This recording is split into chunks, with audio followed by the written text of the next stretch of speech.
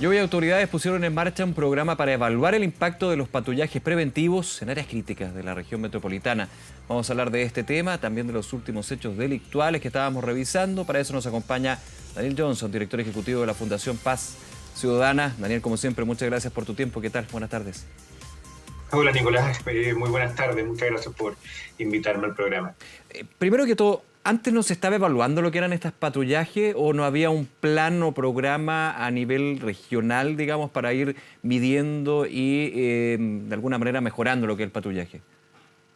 A ver, la verdad es que son extremadamente escasos los programas en seguridad que se evalúan. Ya. Esa es la verdad.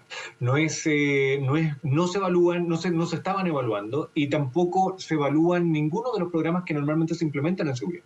De hecho, por ejemplo, proyectos de ley importantes, que la misma ley corta que se implementó hace algunos años, la ley antipatrullaje o distintos programas que se van implementando, la verdad es que son muy escasos los que tienen siquiera objetivos claramente definidos. Y como ya no tienen los objetivos claramente definidos, difícilmente vas a poder evaluar si tuvieron o no tuvieron un impacto. En seguridad funcionamos bastante por instinto, porque pensamos que un programa pareciera que pudiera ser efectivo. Y las evaluaciones las que más se hacen, pero que la verdad es que no tienen un poder estadístico suficientemente robusto, son evaluaciones que se llaman ex post, o sea, se implementa el programa, se mide más o menos cuántos delitos habían antes, y una vez implementado se trata de ver cuántos habían después y se compara. Claro. Pero sabemos, por ejemplo, lo que pasó con la pandemia, que ningún dato es comparable a lo que pasaba antes de la pandemia con después, y por lo tanto, ese tipo de evaluaciones son muy débiles. Lo que estamos haciendo hoy día es una evaluación con un método científico. O sea, se determinaron alrededor de 150 puntos en la región metropolitana que eran donde se concentraba el daño del delito. Elegimos algunos puntos de esos 150, que son 50 puntos en realidad de los 150, que se van a patrullar intensivamente con esta metodología nueva, y después los vamos a comparar con otros puntos de control. Esto es tal cual como se hace en la medicina, y por lo tanto vamos a poder hacer, esto es una evaluación experimental, entonces vamos a poder hacer una comparación 100% segura, con validez estadística para ver cuánto disminuyeron los delitos gracias al patrullaje hecho en la modalidad. Ese es el dato clave, ¿ah? ¿Cuánto disminuyeron los delitos? O sea, la efectividad que ha tenido ese patrullaje en ese punto en particular.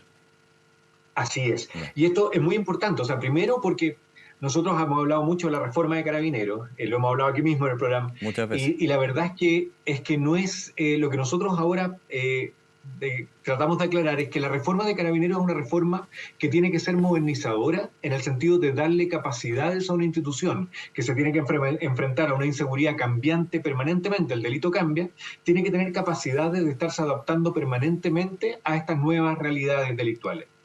La única forma de adaptarse es aprender. Y la única forma de aprender es evaluar.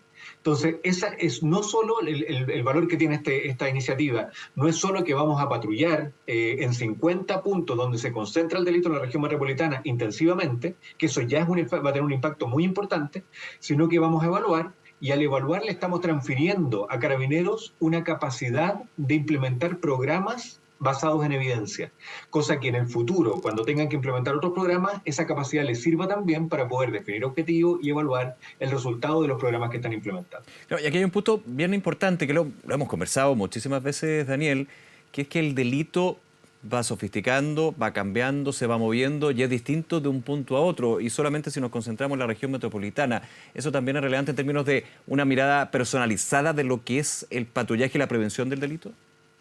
Efectivamente, los patrullajes son, a ver, primero los patrullajes han sido sumamente castigados en Chile, porque lamentablemente no sabemos el beneficio que generan. Entonces, por ejemplo, si uno dice, mira, queremos que un carabinero deje de patrullar porque tiene que entregar una orden judicial, pareciera que esa orden judicial es muy importante y no tenemos contra qué compararlo. Decimos, sí, vamos a sacar al carabinero 2 horas de patrullar.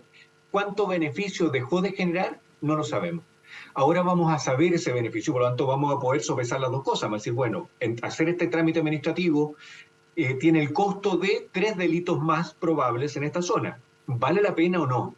Y de esta forma pensamos poner de nuevo el patrullaje con la relevancia que tiene, porque se ha castigado históricamente de manera Ahora, ¿también se evalúa aquí el tipo de patrullaje, Daniel?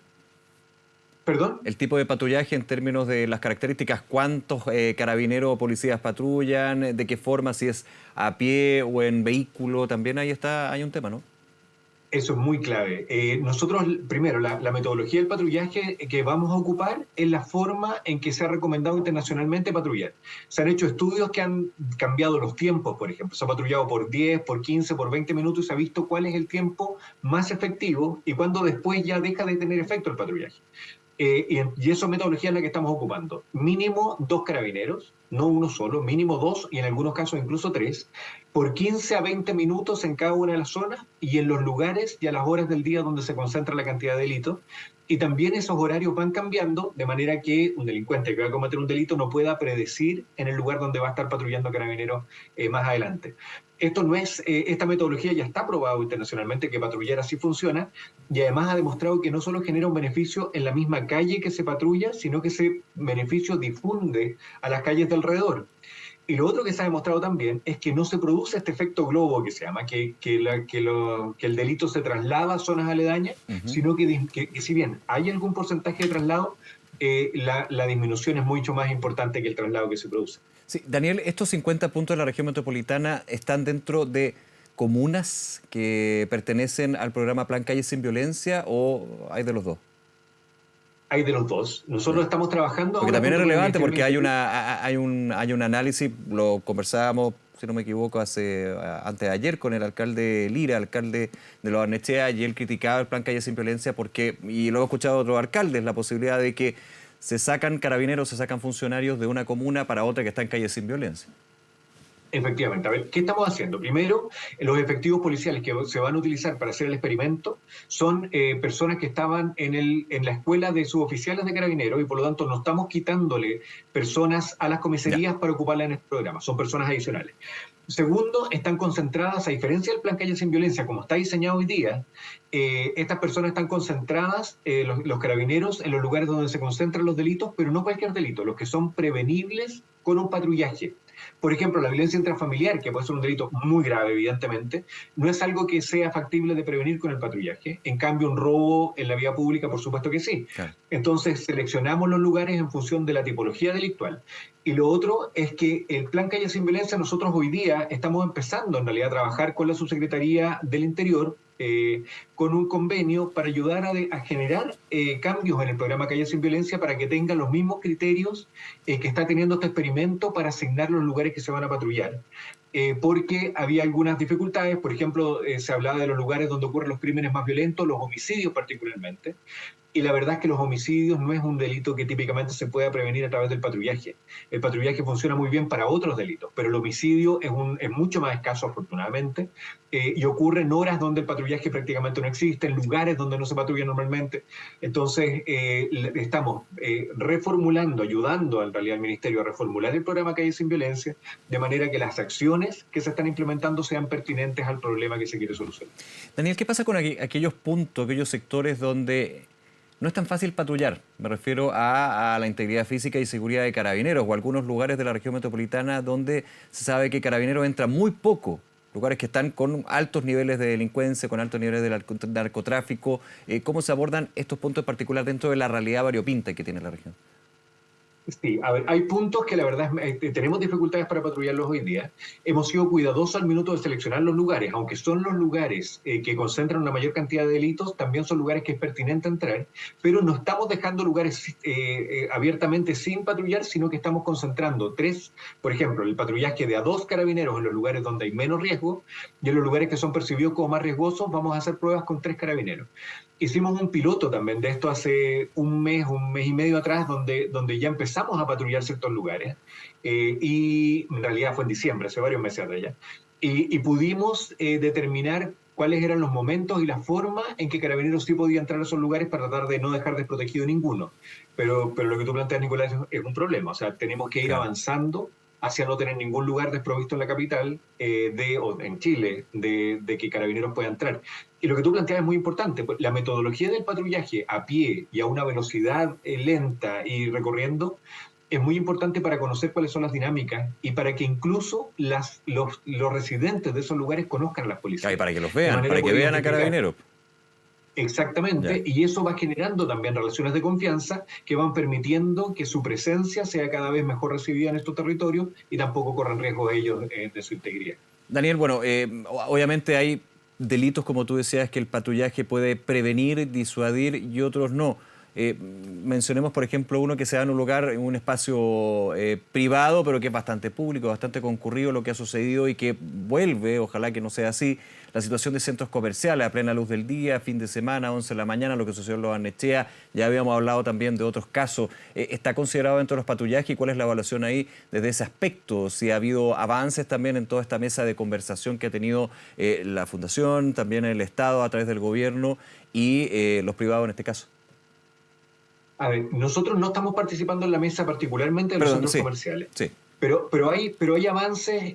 A ver, lo que hay que tener claro es que los centros comerciales son naturalmente concentradores de delito en sus exteriores principalmente, no en el interior. Así es. En el interior suelen ser lugares bastante bajos en delito, pero los estacionamientos sí concentran delito y en los sectores aledaños. ¿Por qué? Porque concentra personas. Y esto es un punto muy relevante. Es natural que el delito se concentre en los lugares donde se concentra una mayor cantidad de personas, pero no significa entonces que esos lugares sean los lugares más riesgosos. Eso es algo muy importante. El lugar más riesgoso, por ejemplo, dos esquinas, puede ser uno en un centro comercial, que otra en un paradero de buses. En los dos pueden ocurrir 2 asaltos al día. Pero en el centro comercial pasan 10.000 personas al día y en la terminal de buses o en el paradero pasan 1.000 personas al día, la entrada al mall, al centro comercial, va a ser 20 veces más riesgoso que el terminal de buses, aunque ocurra la misma cantidad de delitos. Claro. Entonces, lo que nos pasa en los centros comerciales es que son percibidos como lugares que concentran delitos, porque cuando analizamos la cantidad de delitos que en ellos ocurren, al igual que en la entrada de los metros, por ejemplo, son lugares donde hay una concentración importante en cantidad de delitos. Pero esos lugares no son especialmente riesgosos porque si dividimos el delito por la cantidad de personas que pasan, la probabilidad que una persona sea asaltada en esos lugares es relativamente baja. Claro, lo que pasa es que los hechos que hemos visto al interior del centro comercial, que son los menos a diferencia de lo que sucede afuera, yo entiendo perfecto lo que es la proporción en ese caso, pero los que se han dado y los que se pueden dar son de por sí extremadamente violentos por el riesgo que espero que los delincuentes ingresen al centro comercial y lleven a cabo este tipo de delitos. O sea, ahí también para hacer el punto. Efectivamente, esos son otro tipo de delitos. Estamos hablando, hay delitos comunes que son los más frecuentes, que son un robo, un asalto, por ejemplo, en la vía pública. Hay delitos que son organizaciones delictuales que se preparan para cometer un delito de gran magnitud. Por ejemplo, el robo de una joyería que está dentro de un centro comercial. En esos casos, la preparación que tienen las personas que cometen el delito, la organización en los distintos roles, hacen que evidentemente ese delito sea mucho más dañino. Y ahí, esos incluso se preparan para incluso enfrentar a las policías. Ya hemos visto cómo dejan estos autos incendiándose, cómo tienen armamento que permite repeler los ataques, chalecos antibalas. Y ese tipo de organizaciones delictuales tiene que ser atacada con inteligencia policial y con la persecución que puede hacer la fiscalía. Y ya es distinto a la prevención que puede hacer un patrullaje preventivo, como lo que estamos nosotros propiciando ahora, que si bien pareciera que son menos dañinos en escala individualmente, son mucho más dañinos porque son mucho más frecuentes. Claro. Los delitos de este tipo, de los delitos más comunes. Para entenderlo entonces, patrullaje de carabineros en los alrededores o al interior eventualmente de un centro comercial, más bien hay que verlo desde otra óptica, digamos, atacar otro tipo de delito en otros puntos con esos patrullajes. ¿No cambiaría mucho la situación pensándolo así? Los delitos más violentos, como lo que hemos visto en los últimos días, no. No es el patrullaje lo que va a resolver ese tipo de delitos, pero existen mecanismos que tenemos que implementar. Y principalmente en esos casos es la capacidad investigativa para poder desarticular organizaciones delictuales que están cometiendo planificación, preparación, hay asociaciones ilícitas, si queremos ponerlo en ese punto. Absolutamente. Y lamentablemente, lo mismo que nos pasa, por ejemplo, en los robos de vehículos, que normalmente damos un caso por esclarecido por parte del Ministerio Público cuando detectan a la persona que cometió el delito, y no escalamos para llegar a las cúpulas de las organizaciones delictuales, que son las que están contratando a estas personas para que cometen el delito. Entonces, ese es el labor más débil, que es el que finalmente hace el robo, es absolutamente reemplazable por la organización delictual. Entonces, eliminamos a ese factor, pero la organización sigue operando y reemplaza a esta persona y sigue cometiendo el delito. Entonces, para prevenir esos delitos que son mucho más dañinos, que tienen que ver con organizaciones delictuales, la única forma de poder avanzar es a través de mayor capacidad investigativa para llegar a las cúpulas de esas organizaciones y desarticularlas. Daniel Johnson, aprovechando los minutos que nos quedan, quiero ir también a un punto muy de la contingencia en términos de seguridad, que puede ir en carriles distintos, podríamos decir, o en distinta magnitud. Está la investigación, evidentemente, con respecto a lo que hablamos de los patrullajes, la situación de centros comerciales, que es el robo de computadores u otro tipo de artefactos de instituciones públicas, ministerios, corporaciones de asistencia judicial. O me quedo en los ministerios. ¿Cómo lo ves tú en términos de que, claro, uno diría, bueno, se robaron 2 computadores, 23, no es tanto como, por ejemplo, lo que sucede en lo que hemos estado comentando, en delitos de alta connotación pública, pero de todas maneras la ciudadanía dice, bueno, si pueden entrar a vista y paciencia de la seguridad a un ministerio a robar, ¿qué le queda a uno? Es un poco la impresión también que se da. Efectivamente, a ver, varios factores que nos ponen a la luz estos delitos que han ocurrido. Primero, ya hay certeza de que ocurrió uno de los delitos, la coordinación se hizo desde la cárcel. La presencia de celulares en las cárceles es un problema, claro, que lo tenemos que atacar de manera seria, y eso tiene que ver con, aquí quizás me voy a meter un gremio encima, pero con situaciones de corrupción al interior de Gendarmería también. Y eso es algo que hay que abordarlo, hay que dimensionarlo primero, pero hay que abordarlo también. Y eso es muchas veces no solo con mejorar la calidad ética de funcionarios de Gendarmería, sino que es un círculo vicioso, porque en la medida que las personas privadas de libertad tengan celulares, pueden cooptar, pueden atacar a ese gendarme afuera de la cárcel, sí, claro, porque pueden coordinar acciones en su contra. Amenazas o muchas veces también por las condiciones laborales de Gendarmería que llevan a abrir esta puerta de aprovechar la debilidad, digamos, en esa situación. Efectivamente. Y ese problema entonces hay que cerrarlo desde el origen, desde cómo mejoramos las capacidades técnicas para evitar que los celulares estén en las cárceles y pongan en riesgo a los mismos gendarmes y los obliguen a seguir proveyendo de celulares y de drogas y de otras cosas que sabemos que entran a través de ellos a las cárceles. En segundo lugar, lo que pasó fue la entrada. Habían guardias en la entrada, pero que evidentemente no funcionaron bien. El control de la seguridad privada es muy importante que lo regularicemos y por eso nosotros estamos mirando la norma que se propuso para dar de que salga lo mejor posible, porque estamos en el peor de los casos. O sea, tenemos hoy día a una sola entidad que es Carabineros que está fiscalizando a los guardias privados, para tratar de asegurar que ellos tengan la calidad y la experiencia y las capacidades para poder usar los equipamientos que usan, claro, y prestar este servicio de seguridad. Pero lo que estamos viendo es que la preparación que están teniendo esos guardias no es suficiente. Entonces ahora tenemos que preguntarnos si es la mejor forma que tengamos a sola una institución encargada de mejorar la calidad o deberíamos abrirlo porque esa calidad no se está alcanzando a los niveles que deberíamos tener. Bien, Daniel Johnson, director ejecutivo de Fundación Paz Ciudadana. Daniel, como siempre, gracias por tu tiempo y conversar con nosotros. Que te vaya muy bien. Muchas gracias a ustedes, que estén muy bien. Buenas tardes. Buenas tardes.